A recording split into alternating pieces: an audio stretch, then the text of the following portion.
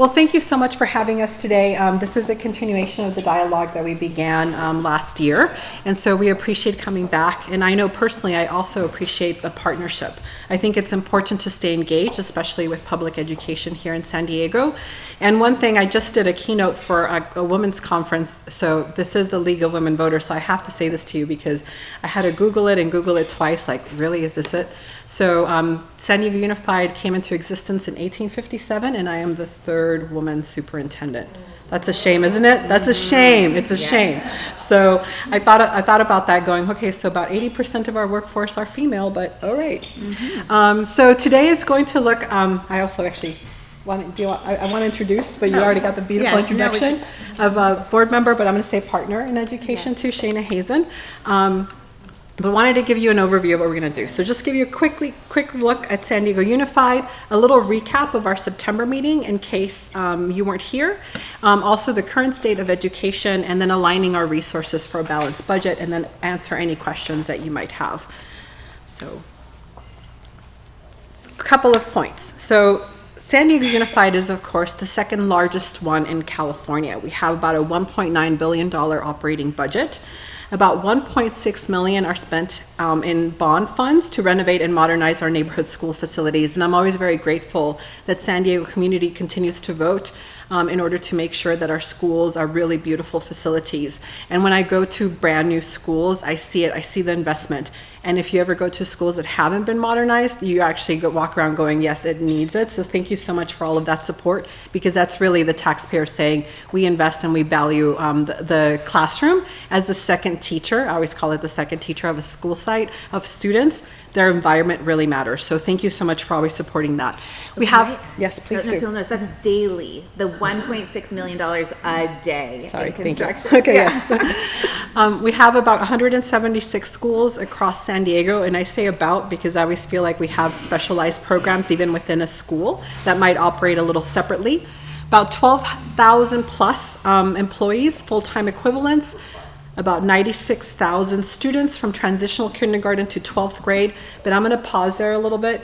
So we have transitional kindergarten, which it was a state mandate about universal transitional kindergarten, and so it was almost like a folding of preschool, of early learning.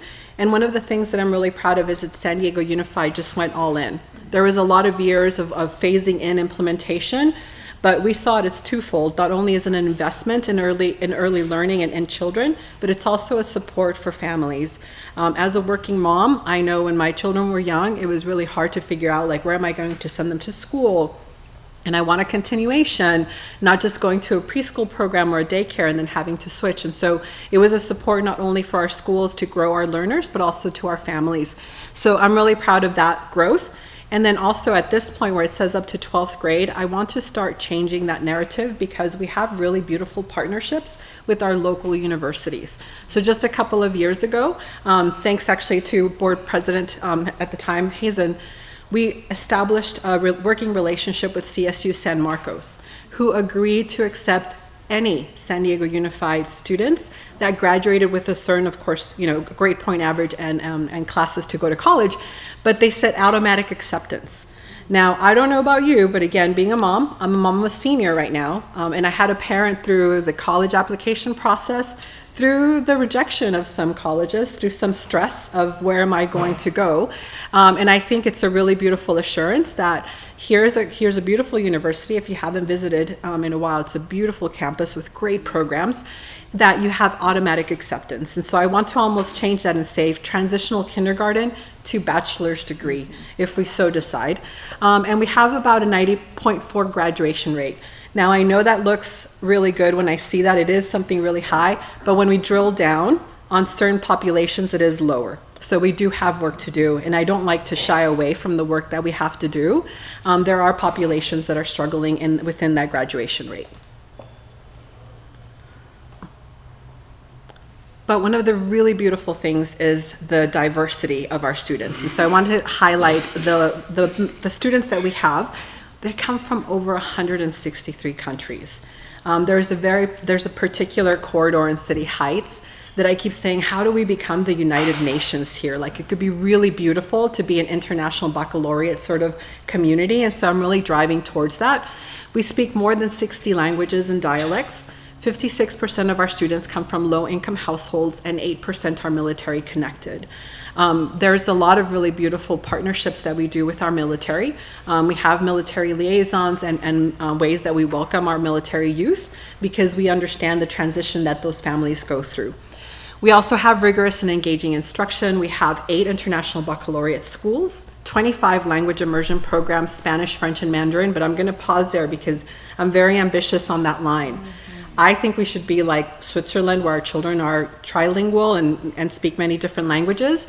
And I know that there's a need for other communities. So we're in discussions of opening up a Vietnamese program, of expanding our Hebrew language in Mission Bay, of making sure that they also have French continuation, that we think about Arabic, that we think about other languages that we might have, Portuguese population in Point Loma. I think that there's some other languages that we can expand here.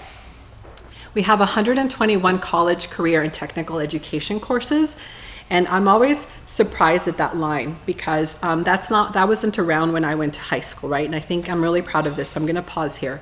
So many of our high schools now have college and career pathways.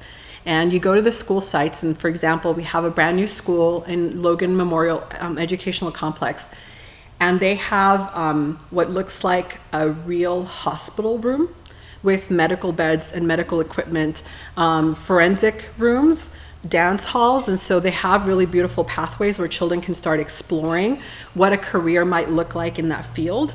And I know sometimes when you think about a school site, the way they plan it is they look at these pathways.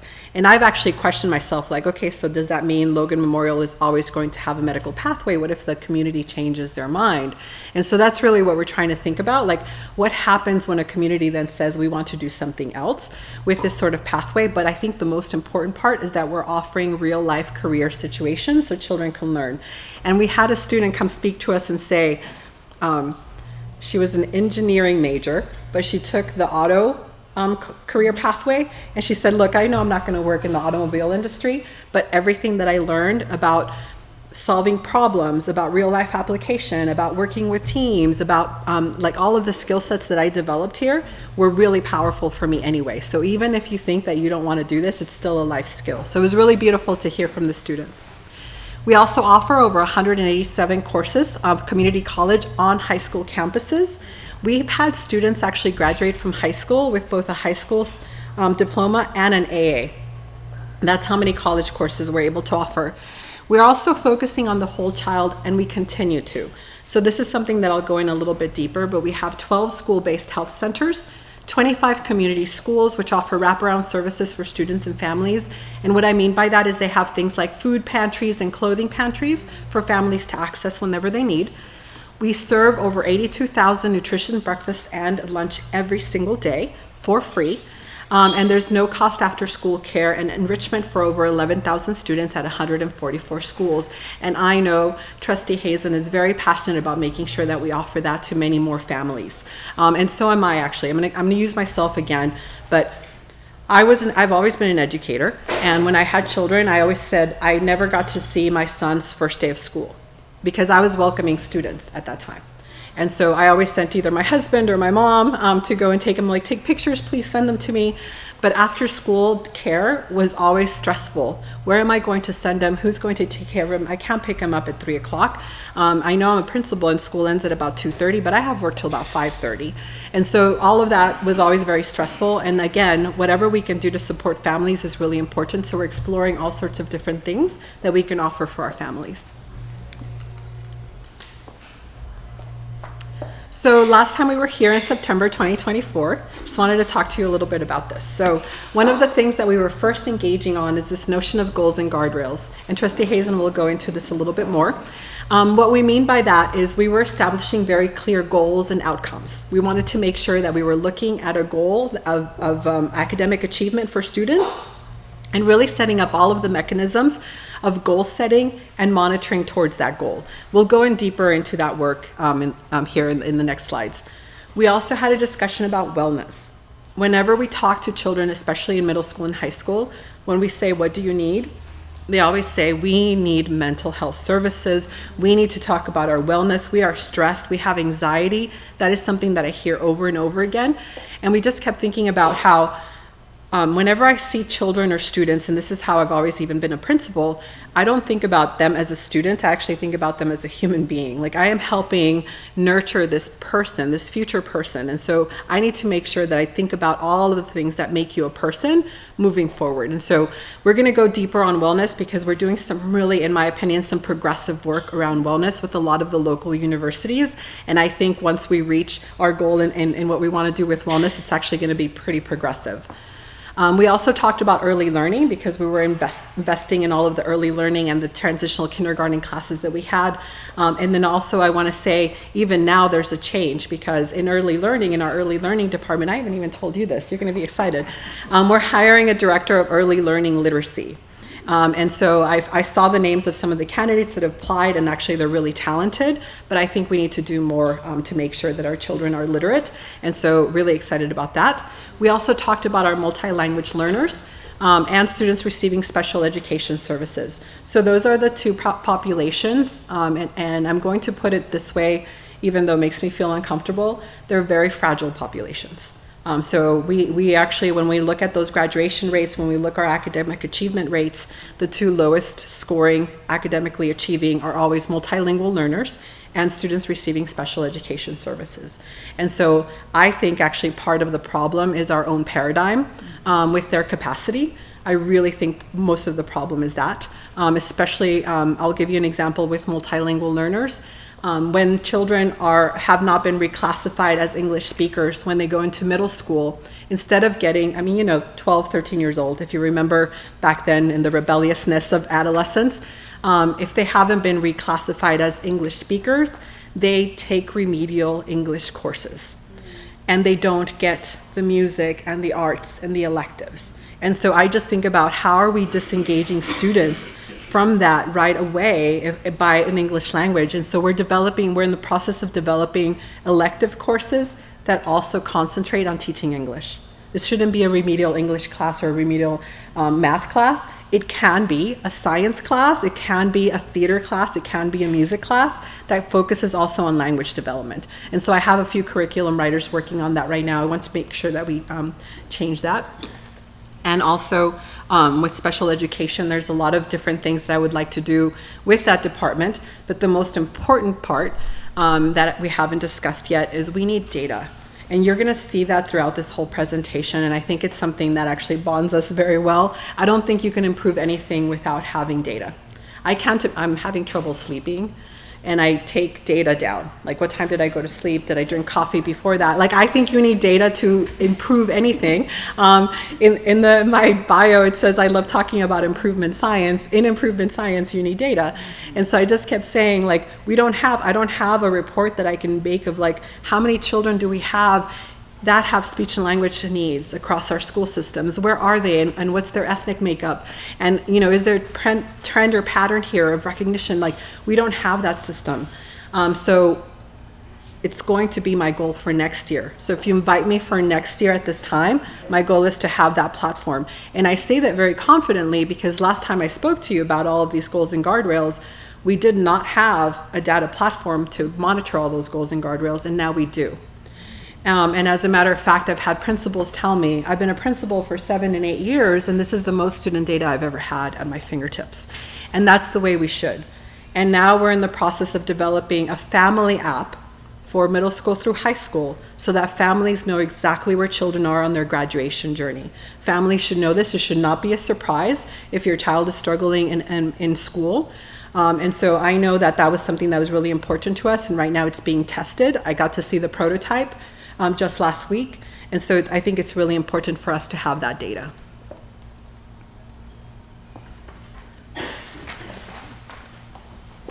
Thank you.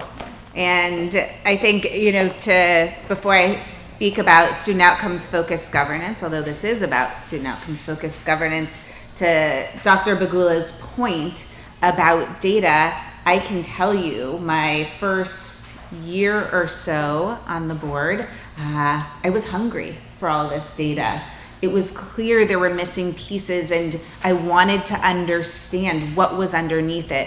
And we didn't have access to the information we needed to make informed strategic decisions about where we were putting our money which is your money, taxpayer dollars, and how we were prioritizing specific interventions and instructional strategies. And I've seen a huge shift under Dr. Bagula's leadership over the last 8 or so months. And so it's exciting to see that happening. And I can tell you, just yesterday, I made a request about our wellness data. So we're doing a wellness survey. And some of you may have seen in Voice of San Diego, they ran a story about our middle school sports program, which is another new thing we're doing to support student wellness, because wellness, we know, is about not just students' minds, but also their bodies.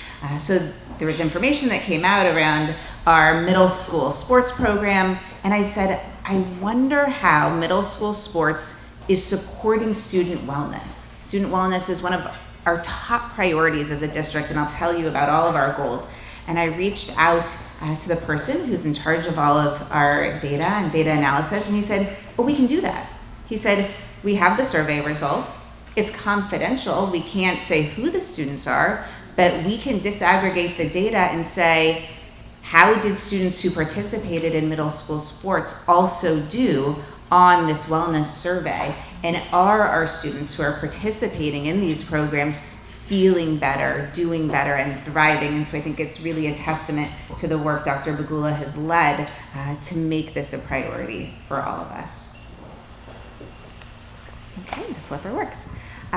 So one of the things you heard from Dr. Bagula that is really become clear for all of us is that student outcomes don't change until adult behaviors do. You heard Dr. Bagula talk about the students in San Diego Unified who we haven't historically supported the way we need to, and who aren't achieving the outcomes we want for them, particularly multilingual learners and students with disabilities. And part of that is because adults in the system, all of us, haven't set the bar high.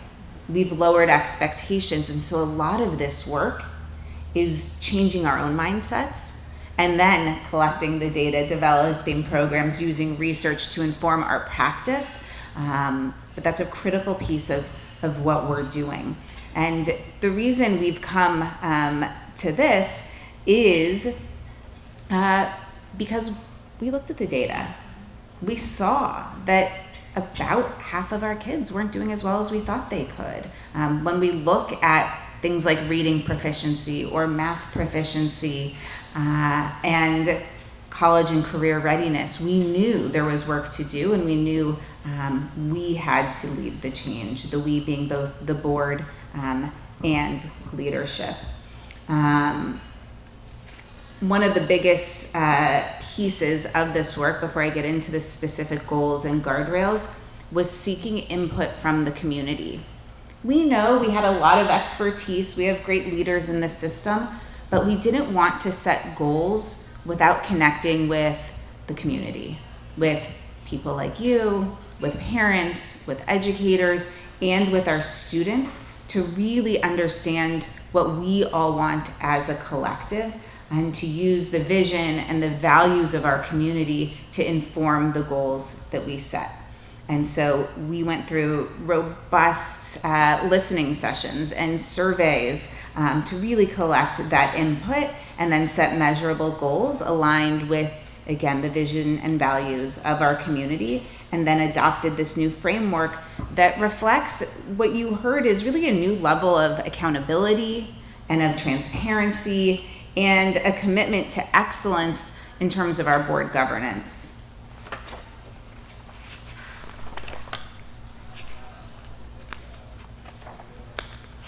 Sorry, just catching up. And we, as you heard, know that academic achievement is important, but more important to us, or as important, is student wellness. And so before I get into the specific goals, I do want to talk through what we mean by goals and guardrails. So goals really reflect what students know and are able to do. They are specific, they are measurable, they are very clear outcomes about students. not about all the things that adults are doing, right? Not about all of the hours of instruction or all of the professional development or the number of school buses, right? It is actually about what students know and are able to do, and that's a big shift, because for many, many years, we've talked about all of the things we're spending money on, all of the things adults are doing, and at the end of the day, what we know is none of that really matters if it's not resulting in students that are happy and healthy and successful. And so our first priority for resource allocation, and Dr. Bagula will talk about our work in terms of developing our district budget, is around achieving results specific to the student outcomes goals we've set. And the other piece of this work is something we call guardrails. And guardrails are operational actions that describe those things that we don't want to do to get in the way of achieving our goals. So it's really about how we achieve our goals and some of the guidance that keeps us on track.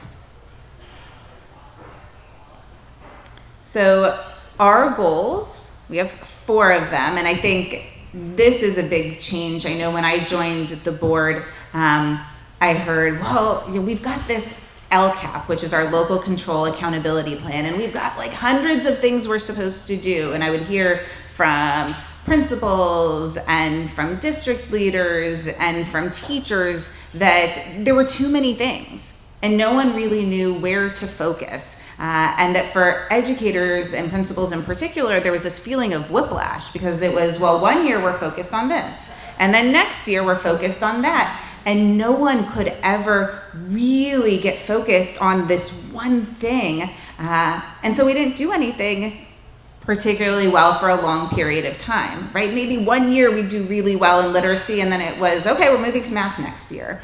And the commitment that we've made as a board and as a leadership team and in partnership with the community is that we're setting goals that we're gonna stick to for 6 years. We don't want to give everybody whiplash. We know it takes time to develop plans, to implement new strategies, to align our system to achieve these goals. And so we're committed to doing this for the next 6 years. And we believe that when we come back to you 6 years from now, or I guess it'll be 5 years, in 2030, we're going to be able to point to really significant growth in student outcomes because we are going to stay the course. And so our goals are focused first and foremost on student wellness. We know that that is foundational. If our students are not well in terms of mind, body, connection to community, that it becomes really difficult to achieve all of the other outcomes we seek. You heard from Dr. Bagula that students are feeling anxious, unsettled. We also hear you talk about having data to track your own sleep. We have heard a lot from students, I'm not sleeping enough, right? My body doesn't feel healthy. I'm not eating healthy foods. And so for us, wellness is about all of those things and providing the supports to ensure all of our students are well. Our second and third goals are more traditional. It might come as no surprise. They're focused on communication skills or literacy outcomes and problem solving and mathematics. We know that there is room to grow in these areas. We just, I guess on Tuesday, adopted a new mathematics curriculum for all of our elementary schools to help us really move the needle when it comes to math. And we have lots of schools that are focused on this work. And our last goal is college and career readiness. As you've heard, we're already providing a lot of pathways for students to take community college classes, to explore future careers, and we're really doubling down on that. And in terms of goal 4, we actually have set goals with the community college district. So we have shared measurable goals that we are driving towards to support our students, because our students are also their students, and so it's exciting to be doing that work as well. And then our guardrails are effective communication. We know when we heard from families and from students and from educators that we hadn't been communicating, and the public communicating particularly well. There was room to grow there. Be clear about what it is we're doing, how we're doing it, engage the community, be more thoughtful. And so that is one of the ways we're doing this. We also wanted to make sure we weren't compromising student motivation, which is our second guardrail, right? You could see significant growth in literacy and in math if you just taught to the test and sort of drill and kill. We didn't want to do that. We wanted to make sure students felt motivated and excited to come to school. And so we didn't want to lose that through this focus on some of these academic outcomes. And the third thing, that was a bit of a surprise, but came across loud and clear when we listened to the community, was economic self-sufficiency. We heard from community members that kids need to understand how to manage their personal finances, how to plan to support themselves in the future. They need to have financial literacy skills. They need to know how to use things like credit cards thoughtfully and carefully. And so now that is also a piece of the work we're doing, and we've actually piloted financial literacy courses this year in alignment with that goal. And I'll turn it over, I think, to Dr. Bagula to talk about, so we have all these goals, but how are we actually aligning and doing the work? Thank you so much. So I have this slide up here, and I know that we still have to work on the quality of this, but I'm going to go into a little bit about my own experience as a principal. When I was a principal for about 10 years, and the board would have goals, the superintendent would have goals, the LCAP came into play, and it was about a 200-page document if you've ever accessed it, and then we had to write goals in our single plan for school achievement. And none of those goals were aligned. And so as a principal, because I like race space, I was like, just get out of my way, I know what to do, like leave me alone. But that's not going to move a whole system. And so one of the things that we really wanted to do is to make sure we were all aligned. And it's finally there. I'm actually really proud of this because we are a very large bureaucratic organization. And so making sure that all of these documents were aligned and facing in the same direction of those goals and guardrails that Trustee Hazan just shared was a big feat. So now our board, with our community's vision, has goals and outcomes. Our district leaders have the same goals and outcomes. Each school community is writing their single plan for student achievement with the same goals and outcomes. Everyone has the same 6 goals. That's it. That's what we're working on. Now, of course, there's other things that we do, right? There's magnet programs and IB programs and things like that. We're not ignoring those pieces, but we want to just really make sure that we shape in a way that's very much all aligned and moving in the same direction. There's also enough, I'm going to say there's enough autonomy because I'm not going to be naive and think that a literacy goal and initiative at a high school like Lincoln is going to be the same as a high school in Scripps Ranch. There's going to be different needs, different contextual contexts of student achievement that we have to do differently. And so that's the level of autonomy that our school leaders have. But one of the really beautiful things that I'm starting to see as a result of this alignment is, as if you know us, we're organized by geographic clusters. And so the clusters are the program, right? They have the elementary schools, the middle schools, and the high schools. They're starting to come together to write their own plans of action.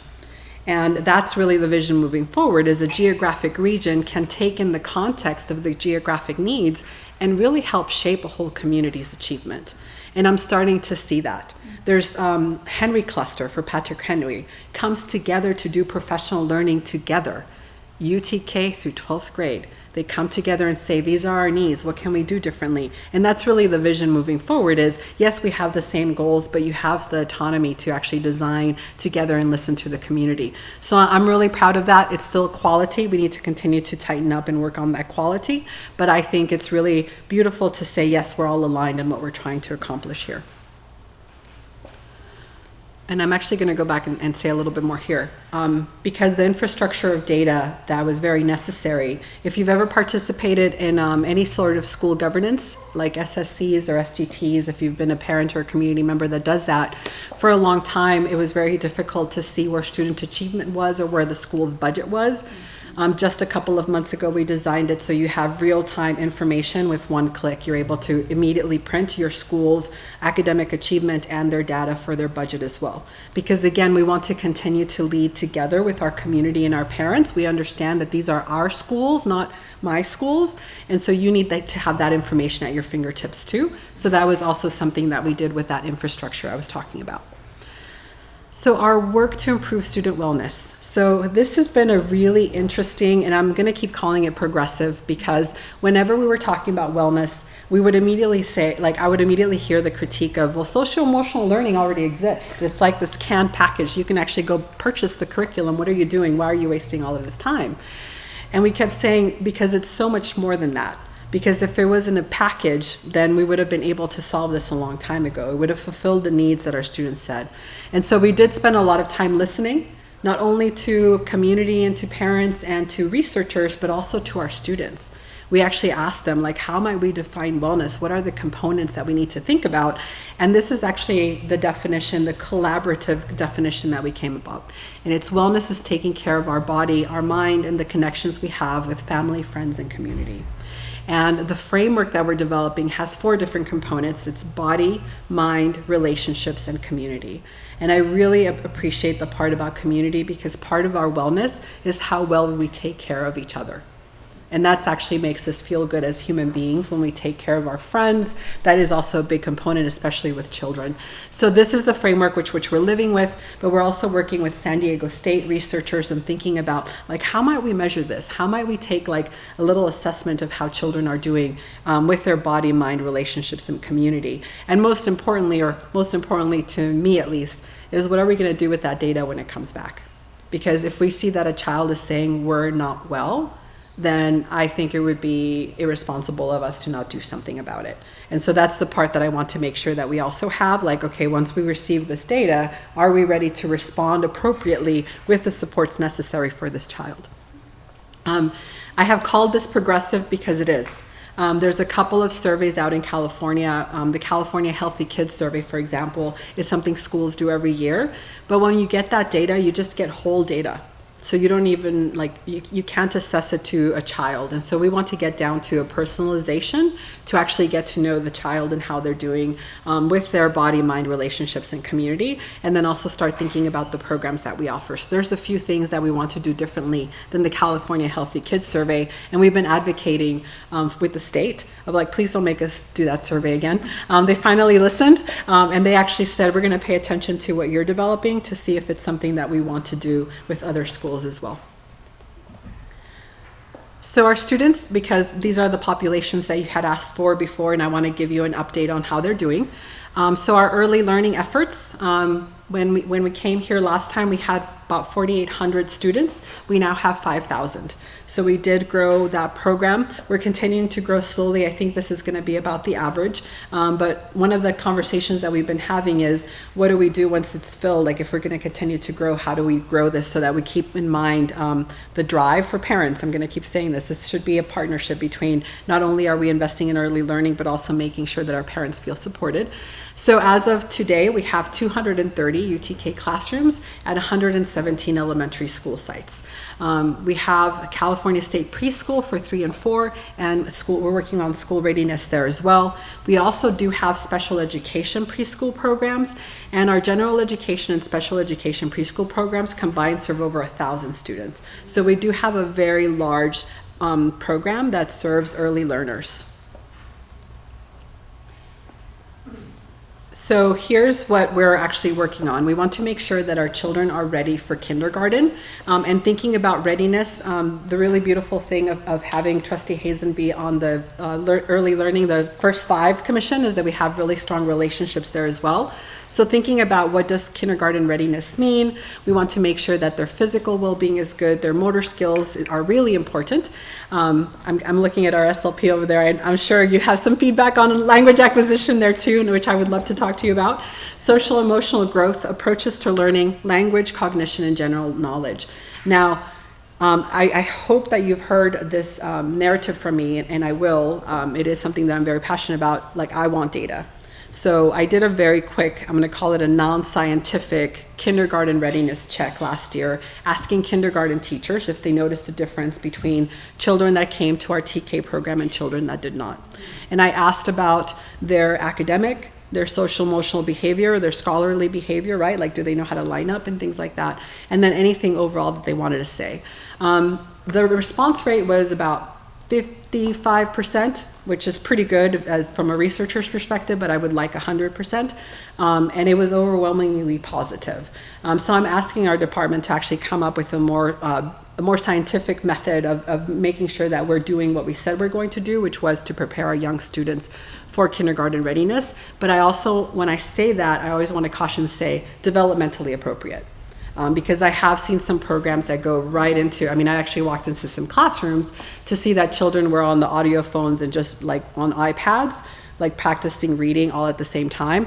And I don't know about you, but when I go into a classroom with 4-year-olds, I expect it to be loud and with like singing and art. I want that. I want a child-friendly, centered classroom. And so that's really what I've been driving towards. I think that through things like play and developmentally appropriate literacy, that it should be fun, it should be joyous, it should be loud. So I like visiting those classrooms because they're like little puppies. It's really cute. But it also should be really fun to be in there. And so continuing to work on that. And as I said, we're hiring an early literacy expert there.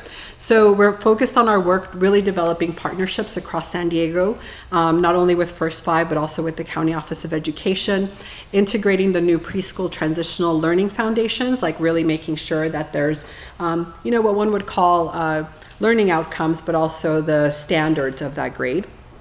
And then, of course, increasing access to general education settings for students with individualized education plans. We want to make sure that children have appropriate classroom environments, but also ample opportunity to thrive.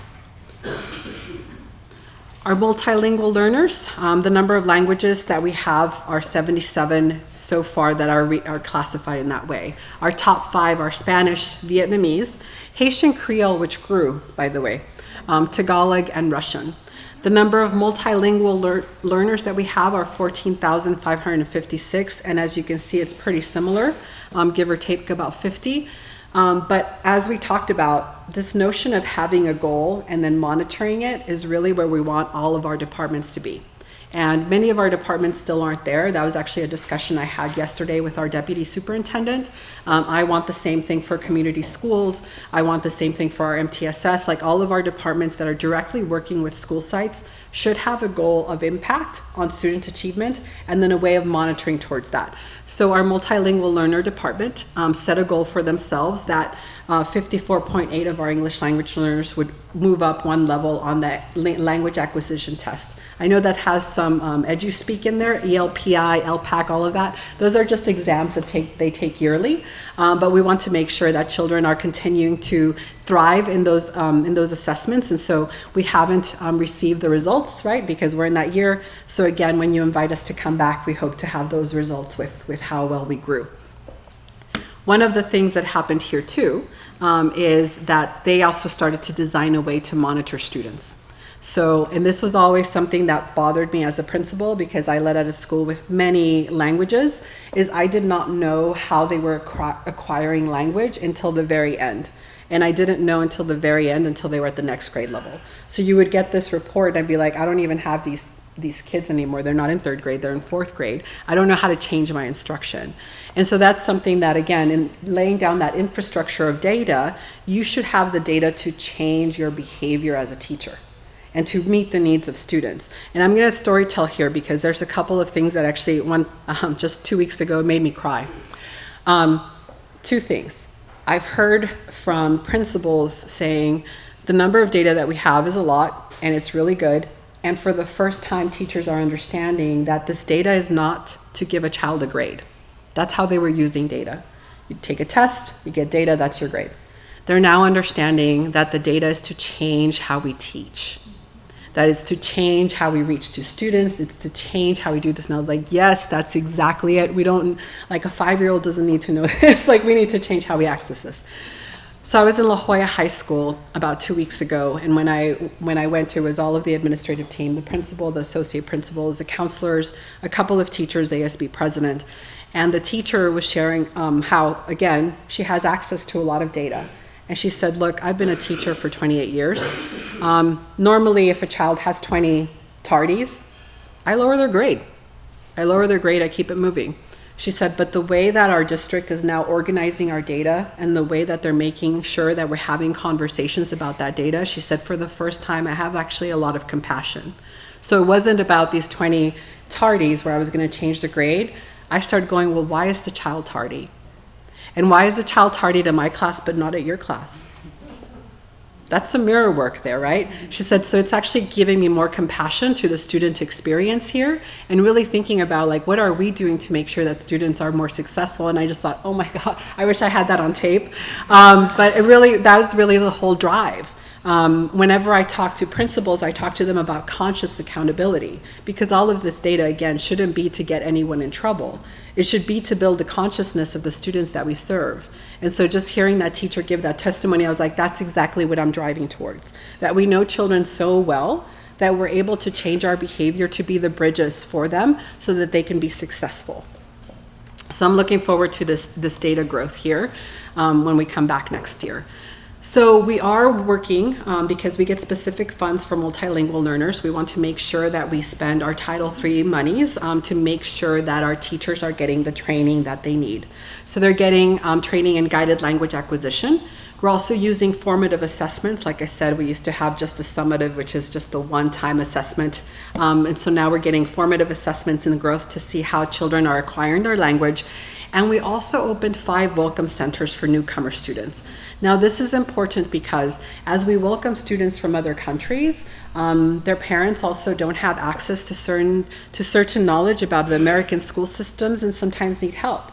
As I said, our largest growth is Haitian Creole, so we welcomed a lot of Haitian families and they didn't know how to access support. And so these welcome centers are just that. We even have, especially now, we have some partnerships with organizations that offer support on immigration status and support in that way. And so they know they can come to our schools. It's a safe space to ask for help, to seek clothing, to seek food, to seek any sort of support that we might have. And so I'm really proud of those welcome centers that we've opened. We also have, again, our special education population, and I will always say that this particular department and program, in my opinion, it requires a lot of support, and it's still, we can do better every single time because there's a lot of things that we have to work here. So we have mild, moderate students, are mostly in general education environment, but we also have a program with extensive support needs, and these are for moderate severe. Students who receive more than 51% of their support. The point of tension in those 2 bullets for me as an educator is the shared mod or moderate type. There isn't a clear indicator when you're mild mod or mod severe. And then the variation there is too wide. And so that's always been really hard for me to understand. And I would actually say if it's hard for me to understand, it's probably hard to understand for a parent who has a mild, moderate, mod severe child. So I'm always worried about that particular label and where they overlap. We have a program called STARS. It stands for Successful Transitions Achieved with Responsive Support. So these are students with autism that are at or above grade level with behavioral challenges. They receive services in a separate setting. And then we have specialized programs or schools like Whittier, Riley, Marcy, New Dawn, and Trace. And 100% of their students are with individualized education plans. Now these are the schools that are right before children go non-public. Like if we can't continue to serve their needs, there's other schools that they go to, but these are our programs. And again, I'm gonna say this, so I'm gonna take, for example, because you asked about Whittier last time we were here. Whittier received a brand new principal. They got an allocation for an associate principal. Both are experts in special education, but it's still a high needs space. So we're continuing to make sure that we not only fund them appropriately, but also give them the resources that are appropriate. And I love the leaders so much that I don't want to lose them. So I'm like, what do you need? Tell us what you need. We'll come help you, because I know that you have a lot of work on your hands on making sure that children get the appropriate resources and supports here. So let's continue to work together. And this is a way that we're actually, those schools got money from something called the Equity Multiplier from the state. And so we're trying to use that money for students and the support that they need since they received those funds. So here's our numbers. From 2024 to now, similar 18.4% to 18.7%, but what concerns me is the national average is 14. So that 4% above national average is high. And so I've been trying to explore what that means. And again, this is the reason why I want the data. Like, who are these 4%? What is the population? What is the trend that we have? I spoke to about 25 principals this week I'll tell you about that too. This is curious. So I spoke to about 25 principals about these numbers, but also about something else. And when I asked that, one of the principals said, hey, I went from 14% to 20% in the last 2 years, but all of those children are military with IEPs that I did not run. So they came. And I said, okay, can I get that data? Like, did we assess and or did they come with that assessment already? And I'm going to ask this because when she said this, she was critiquing the individualized education plan. She said, I don't think that they're quality plans. And so I want to know how many are coming in, how many are reassessing, and the quality of the goals that we're setting. So again, that's not a mechanism that we have, but we're building it. The reason why I kind of paused there, I'm going to go off script about this, is I think that there's a problem here with over-identification of children. There's an over-identification of children, especially for behavior. And I asked a question at a principal's meeting. I said, are you still getting doctors' prescriptions that say IEP? And they all raised their hand and said yes. Now, I don't think that's fair that a doctor then says, hey, how can you prescribe an IEP? Now, when a child has Medi-Cal or Medicare, we do charge when we offer an IEP and IEP services, but not to private insurances. And when I started to take a look at how many prescriptions we were getting from doctors and how under the law we're supposed to do this work, I want to start charging the private insurances for that service as well. So I'm putting all this together and talking to our general counsel about if we do this for Medi-Cal and Medicare, we should. And I also want to talk to pediatricians. I'm on the board for VIBA, and I've been asking him, I need to talk to the pediatrics board or something, because you cannot, if a parent comes with some sort of concern, the answer can't be that the school needs to assess them. Because what happens, and what the principals told me, is that sometimes we do assess, we have to, and we come back with there's nothing cognitively wrong. They don't qualify for a special education plan, and the parent insists on it because it was a doctor's diagnosis, and then it becomes not a good relationship and a fight, and usually someone acquiesces. It's usually the principal that signs. So hence the overqualification, the funds. So I'm trying to kind of address that in collecting some data from schools, and they're all submitting me copies of some of the prescriptions that they're receiving. I'm going to be talking to general counsel about that. Sorry, it's very fresh in my mind. Okay, so these are some of our numbers. Again, we have about similar from last year, 119 classrooms to 120, 38 to 39, in high school 44 to 50. So very similar here, but lots of work to be done. Oh, the fun one. Thank you. Yes. Oh boy, the current state of public education. Well, if you are following the news even just a little bit, every day, and really it feels like every minute, the state of public education is changing, and not for the better. There is a lot of uncertainty. I would underline exclamation point. And I know that hearing about this was something that you all have asked about, because I think it's something that's on all of our minds, because we hear about the dismantling of the investments in education at the federal level. We hear, the U.S. Secretary of Education sort of talking about being out of a job because we don't need that work to be happening, and it's really critical and it's really essential that we all continue to pay attention, because so much of what you heard from Dr. Bagula, she talked about the needs of students with IEPs, for example. So much of the support, not enough, but a lot comes from federal funding. We talk about our lowest income students and the Title I funding we receive from the federal government. That's really critical to the work we're doing, to meeting our student outcome goals, and to ensuring all of our kids can reach their potential. And I heard that you're going to be going on a tour to Tijuana to hear about families who are being deported. We know that when we hear about immigration actions, those things are affecting our children, our students.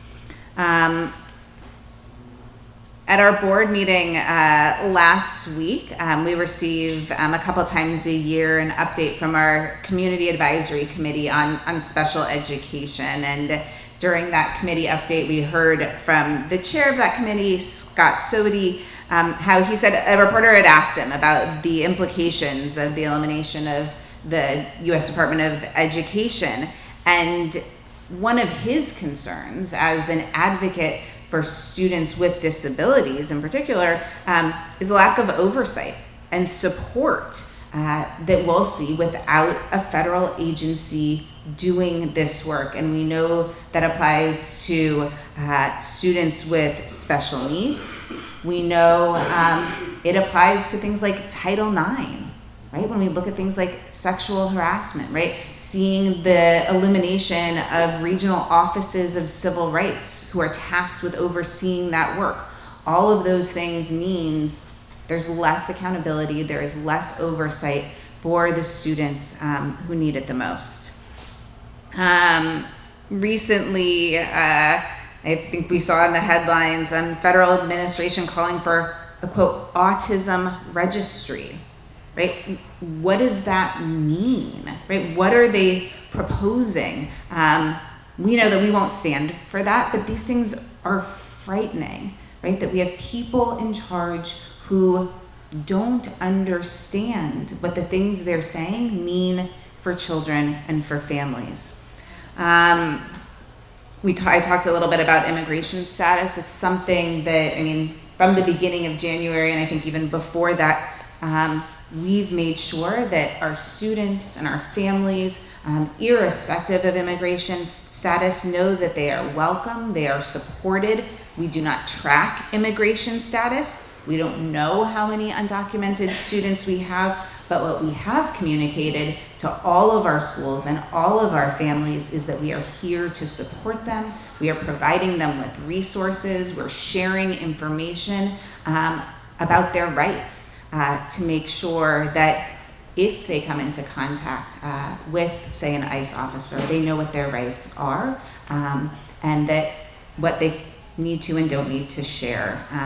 All of it really to say that we're seeing targeting of many vulnerable populations, and as a district, we're committed to supporting our students and doing everything we can to uphold their rights. And I was sharing earlier during lunch that one of the things that gives me hope, despite this really uncertain time, is that since January at our school board meetings, rather than having people coming and yelling and saying wild and crazy things to us, we have members of our community who sit through sometimes 2 or 3 hours of board deliberation, discussion, much of it not terribly exciting or interesting, and they sit through it just so that they can have their 2 minutes to say thank you to us.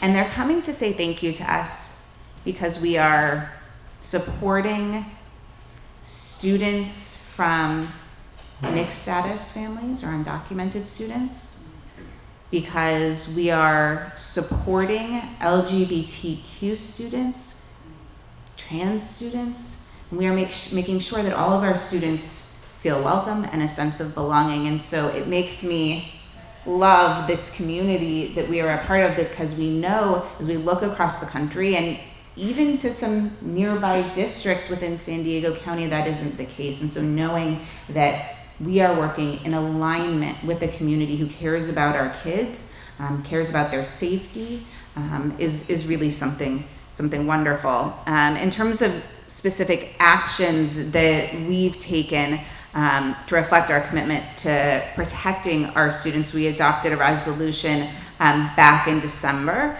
affirming and living the values of the district as a welcoming district for all students. And this was ahead of the new administration taking office. And that is why we were able to do all of this work to ensure we were sharing resources, making sure that families knew they were welcome and supported before the beginning of the year.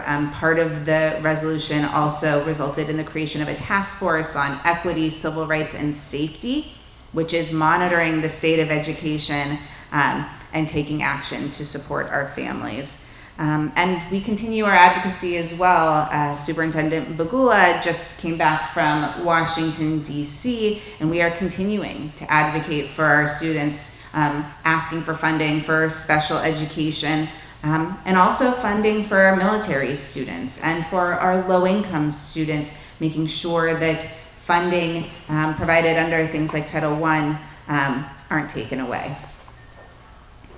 And this is a breakdown. I don't know if you can read all the details, but when we talk about what are the implications, this highlights all of the different federal sources of funding that could be impacted by the dismantling of the Department of Education. I'm not going to go through all of the details, but one thing I will say, we just received a federal update yesterday from our government relations team, and the president is now proposing a potential cut of about $4 billion by consolidating grant programs and Title I. That's incredibly concerning to us, and so we are watching that very closely. And I'll turn it over to Dr. Bagula to round out our presentation, then we'll take questions, so we'll talk about the budget a little. So one of the roles that I hold actually with a lot of responsibility is I call myself a taxpayer steward. So I recognize that this is money that is supposed to make sure to go to students. It was no surprise, we've been all over the news about deficits. We're in a $176 million deficit, and there's a few key considerations or value systems that I wanted to make sure we were holding on to. The first one, again, if I consider myself a taxpayer steward, then we should have a lot of ways or avenues that we were conducting our relationship with community. So we held several community workshops. We asked for feedback both electronically and in person. With a $1.9 billion budget, of course, it's very difficult to take on every single idea. You know, we got some really good ones and then some non-feasible ones. I'll give you an example. A lot of people said, well, stop feeding the kids. I was like, well, okay, that money is actually specifically to feed the kids, so we can't actually remove that money. But another one was cut from the top, and I want to tell you that I cut my office by 20%. So yes, I agree. How do we do this? And so some of the things that I want to make sure is that we're listening to each other. Also, again, and you're going to hear me say this over again, a data-driven approach. So how are we making sure that we're minimizing layoffs and we're increasing our revenues? Again, as a principal, for many years, I would pink slip about 80% of my staff. And it's very demoralizing to actually sit in those meetings only for them to be revoked in the end. I was able to, my school went up over 100 points during my tenure there. And the only 2 times that it took dips were when I had to pink slip my staff. And I attribute that to culture, of that they were worried about their livelihood. So it's been very important for us not to pink slip anyone, not to minimize all sorts of layoffs, but also to continue with our commitment to provide a high quality education, keeping away any cut from the classroom. So everywhere else we looked at, we poured through every rock. I don't know, I'm going to age myself, but I used to look for quarters to go to the arcade when my uncle would sit down, the quarters would pour out of the sofa cushions. I feel like I did that with the district, where's all the quarters? We need to get those out too. But we also recognize that, we have a high cost of living here in San Diego. So I've done a lot of efforts both at Washington, D.C. and in Sacramento about our cost of living. Our cost of living is very high. I believe that the latest article on San Diego economics was we had the highest inflation rate of the whole country. Our housing costs are very high as well. We just have over 900 people that are retiring. We're going to have to hire our new teachers to come on in. Can they afford to move to a city like San Diego, begin their career, begin and afford housing? And so those are very big considerations as well as we move forward, continuously advocating for cost of living increases with Sacramento. Assemblymember David Alvarez did listen to us and is proposing a very specific number on a new bill. And so I appreciate that, but I also think there needs to be consideration for that in San Diego County. We had budget timelines, as I shared. We wanted to make sure to encourage dialogue with community, and so most of this space was really to talk about this. What are some ideas? What would happen if we make this cut? What's the delta that we lose? And so these are some of the dates about the presentations and the workshops that we've held. We are all waiting for May 2025, which we're in right now, waiting for the governor to release his May revision, because we expect to have some updates as he releases his investment, how the state is going to continue to invest in California.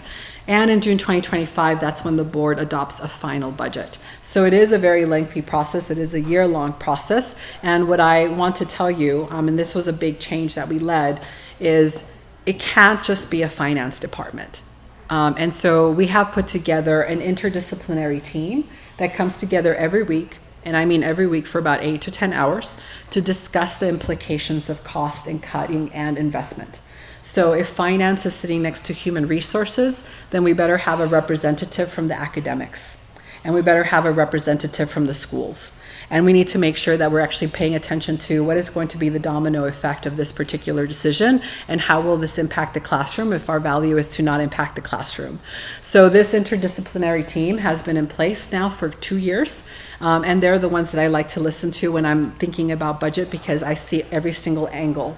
And one of the pieces that I've been trying to strive for is like, how do we hold the whole organization? Because unfortunately, if I just talk to the person that's been leading their department, they're very singular, right? If I'm running my department, of course I'm going to advocate for the money for my department.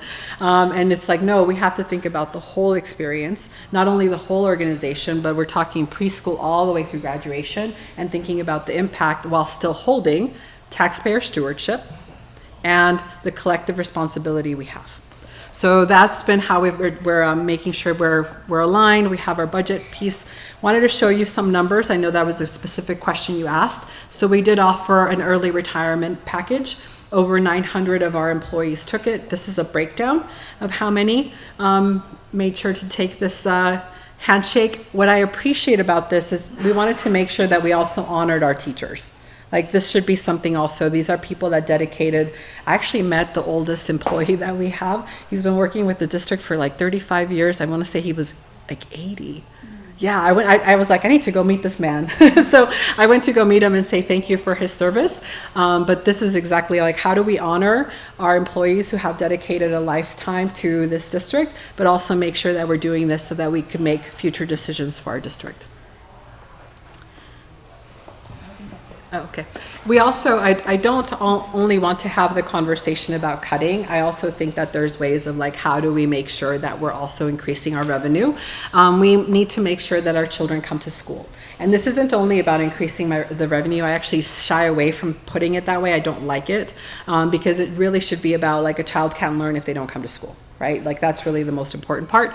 But year after year, we're trending upwards. The pandemic really set us back, and I'm talking nationwide. But I'm going to say, here's from a principal's perspective.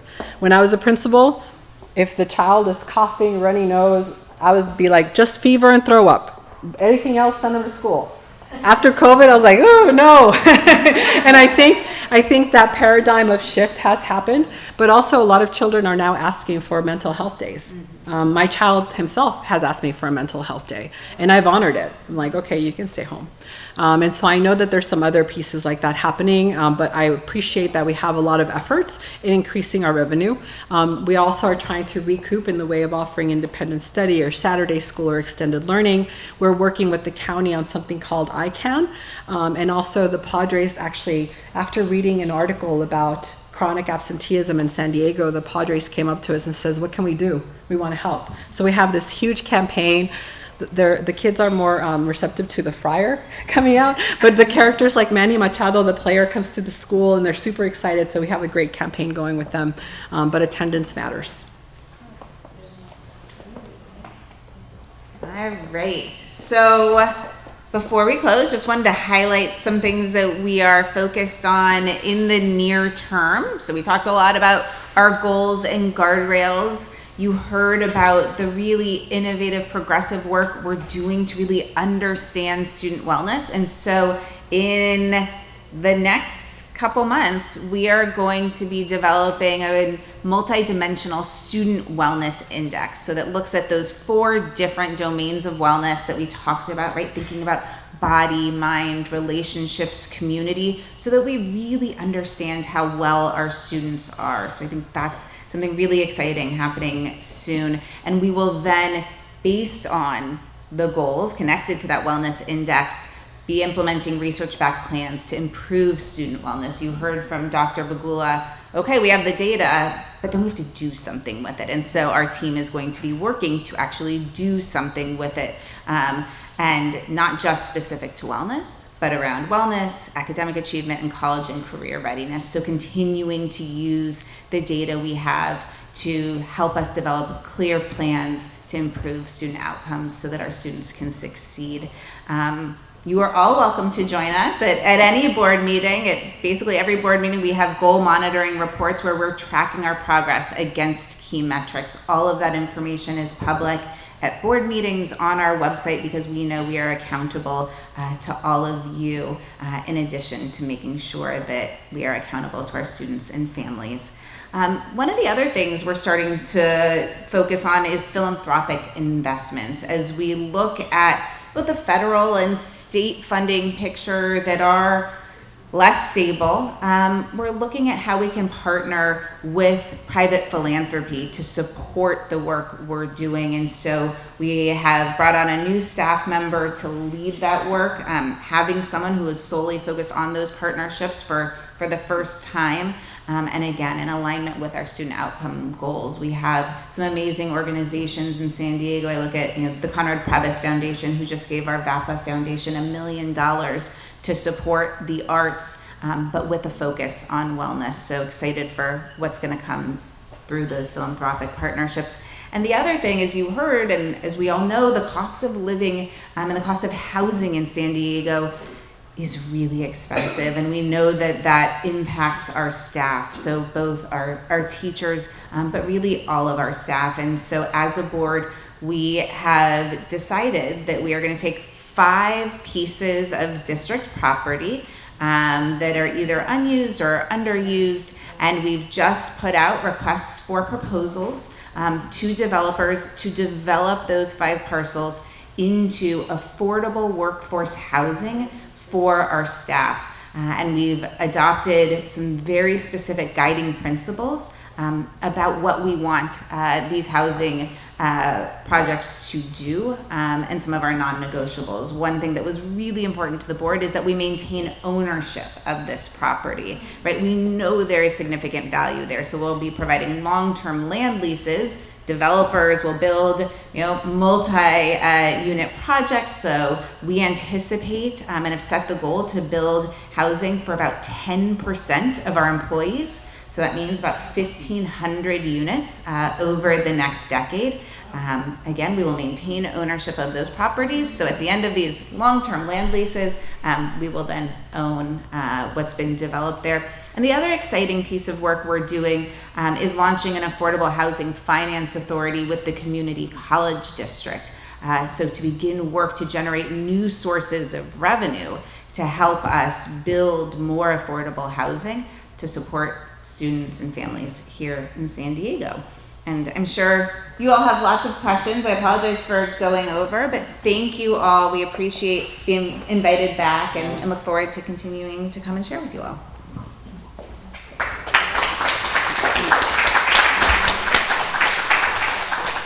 Well, what a presentation. Having been a school board member in another part of the country, the kind of work you're doing, the complex issues that you are addressing, and the completeness of your presentation on all topics are just so impressive. And I think all the work you're doing does so much for the quality of life in San Diego. So thank you.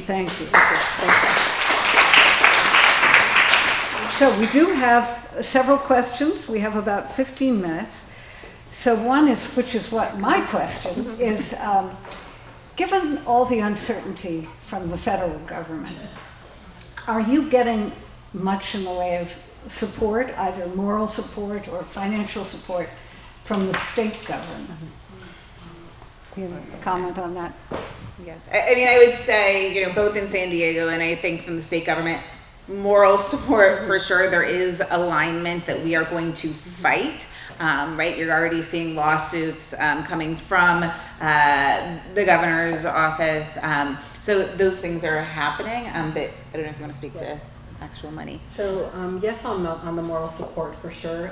As far as monies go, that's actually what we're organizing ourselves for. So I'm working with all of the large districts across California. So I've been meeting with Long Beach, Los Angeles, Oakland, San Francisco to talk about how might we coordinate ourselves so that we are all helping each other out in doing this. I do want to say, because there's been several times when I've been asked some of these questions, and this is the part that they don't play on the media, because we have to hold the political complexity. I can't assume that everyone that I work with believes the same thing I do, but I also know that in this country made of immigrants, we can have and work on immigration reform without hurting children. That's right.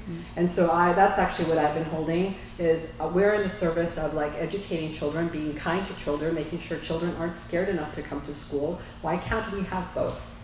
And so that's the part that I'm actually pressing on of like demand more of your politicians, please, that they should be able to take care of their children and still do their job. Great. Okay, this is more specific.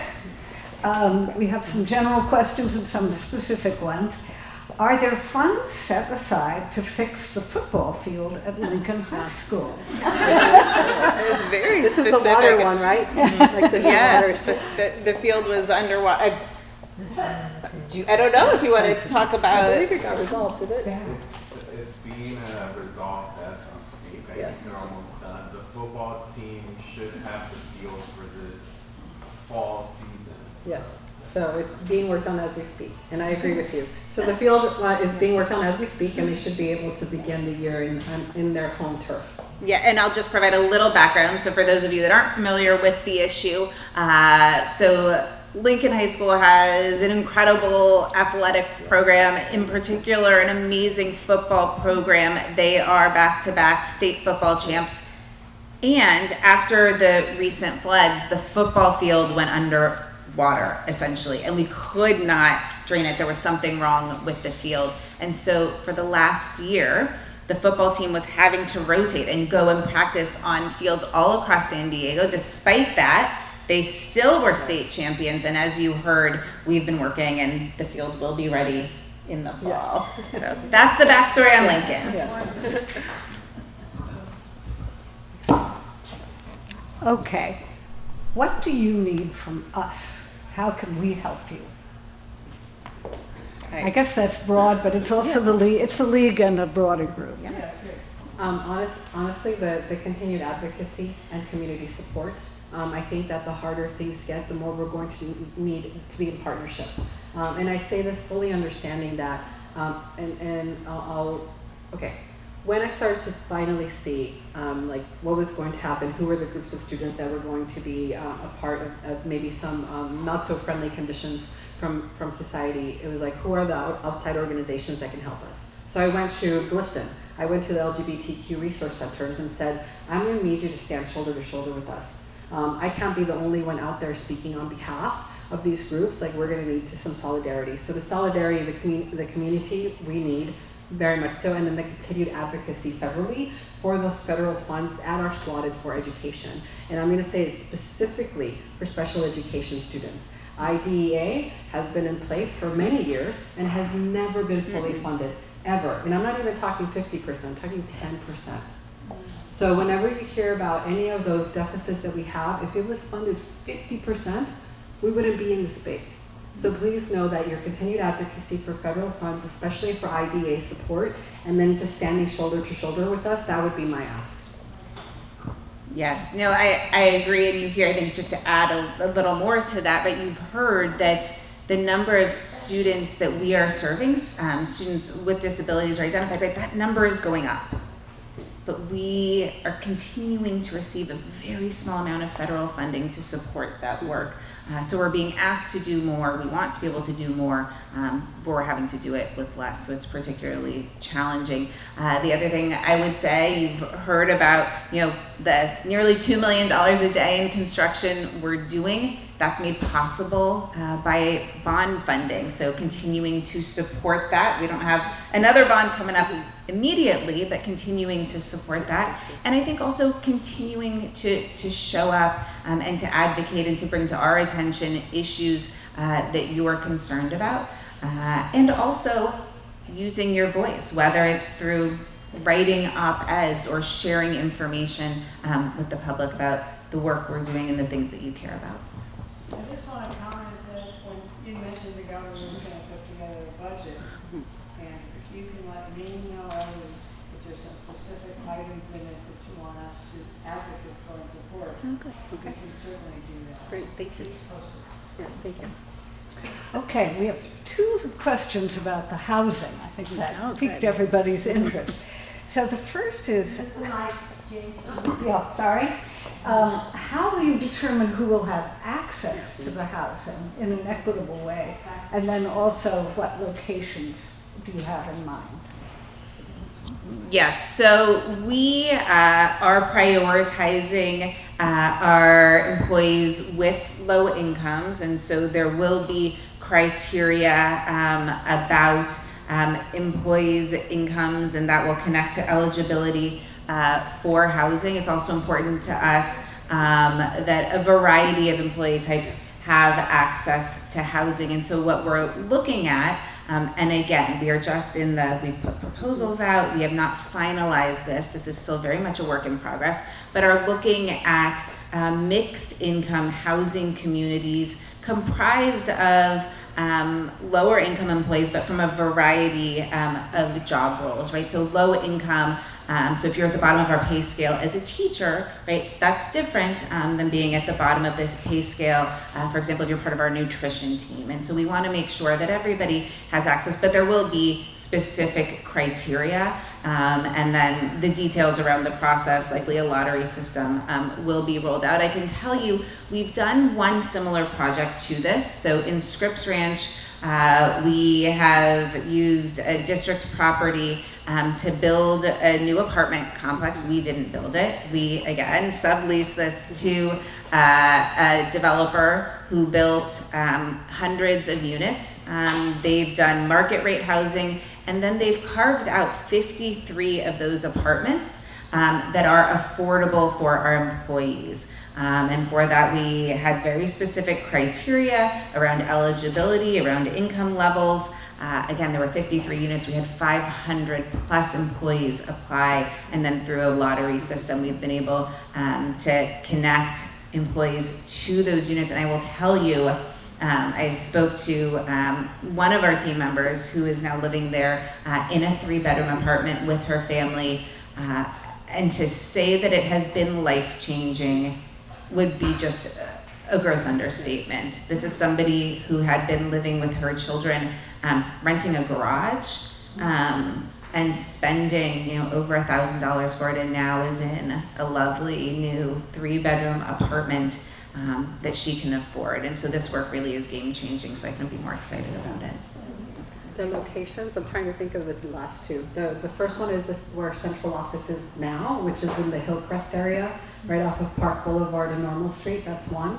Another one is the Instructional Media Center, which is off of the freeway, I want to say off of Genesee, on the eastern side. Community. Yes, Birdland Community. And then the third one is, I believe, Revere Center, that's also here in Claremont. What are the other two? I can't remember. Oh, and then Old Town. So another great location for housing, freeway accessible, transit accessible, and then Commercial Street as well. Thank you, I appreciate that. I've got Wendy standing up. I think we have time for a couple more. Okay, this is somewhat high level. How will you achieve the cultural change needed to get adults to focus on outcomes instead of inputs? So it's through all of that's the work. But I mean, that's why I had to share that La Jolla High School example, because that's exactly the type of dialogue that I want teachers to be able to have. My job is to make sure that our area superintendents receive that appropriate training, and that the area superintendents are providing that time and space and training for principals, and then that principals also do that for their teachers. And so just a couple of weeks ago, that's actually the learning that we talked about, is how do you have conscious accountability? How do you make sure that this is the data to change your behavior and not change students? And what are some of the strategies and types of conversations that you need to have with the data at your fingertips? And so this is a part of the work. This is going to be the ongoing work, because we do need to build the data literacy, and I'm going to say assessment literacy of our educators. And so that's going to take a few years, which is why I appreciate that it's a 2030 goal, but that's exactly the work. Yeah, and I would say the other thing that I am seeing and that we're starting to see across the district is this idea of how important efficacy is, right? So self-efficacy, right? That I have what it takes to create change, right? To achieve this goal, but also collective efficacy. And so we're seeing principals who are feeling much more efficacious, right? Actually seeing the work that I'm leading is resulting in change. And one of the things I know, and I'm sure you all have experienced, is success begets success, right? When I see that this thing that I thought was really hard and I wasn't sure was gonna be worth it is actually yielding better results, I'm gonna keep doing that thing. And we're starting to see that in some really real ways. You heard about the Patrick Henry cluster, which is a community that I represent. The work that is happening there is really exciting. Right, they're starting to see success. It's always been a pretty high achieving sort of sub-district, but starting to see success and working together to do more. I was recently talking to a principal, actually in the Kearney High School cluster.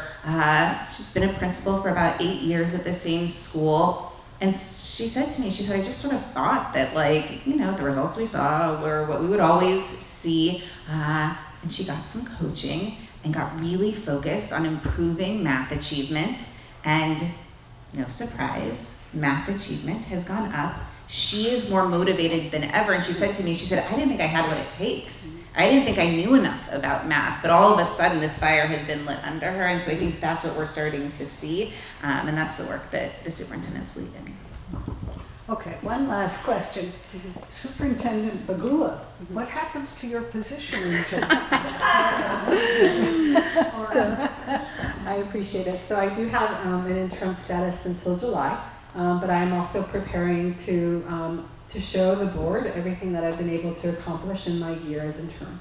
I'm very proud of the work that I've been leading. I think that I have made a difference, and I'm going to say, and I've made a difference while making sure that our district went back into stability after the loss of the superintendent, which was no easy feat. And so just making sure that we had a really healthy organizational culture, that we were focused on students, that our students were not impacted by any of that. That was actually my biggest goal, but that we continued our focus on learning. So I'm going to be having a meeting with our school board members, showing them everything that I've been able to accomplish and seeking a permanent status here as your superintendent. Yes, and I will just say, and hopefully you've heard, right, the amazing work that Dr. Bagula has been leading, and it was the intention of the board to, you know, provide that interim status through July, because the end of June is the end of the fiscal year and the school year, and we wanted to provide her with the opportunity to thoughtfully show all of the work she's done, and to be able to show the community at the end of the school year what have we achieved. But I can tell you we are very confident in her ability to lead. Great. Well, on behalf of the league and all present and all who will see this video, thank you both so much. What an honor to have you here. Thank you so much, everyone.